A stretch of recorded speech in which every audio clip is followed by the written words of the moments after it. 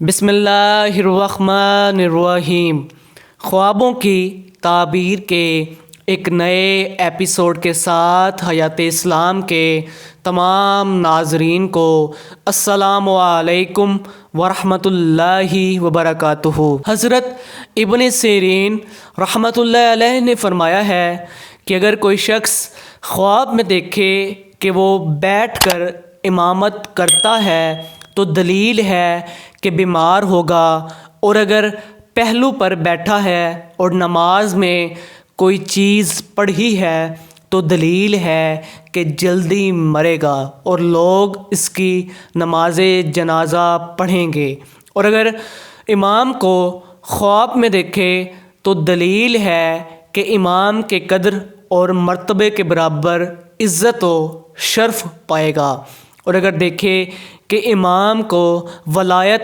دی ہے یا امام کے ساتھ گھر میں گیا ہے یا امام نے اس کو کچھ بخشا ہے یا کچھ دیا ہے یا امام کے ساتھ کھانا کھایا ہے تو دلیل ہے کہ اسی قدر اس کو غم و اندوہ یعنی کہ تکلیف پہنچے گی۔ حضرت جابر مغربی رحمۃ اللہ علیہ نے فرمایا ہے کہ اگر کوئی شخص خواب میں دیکھے کہ امام کے ساتھ جہاد میں تھا تو دلیل ہے کہ دولت اور ولایت میں اس کے ساتھ شریک ہوگا۔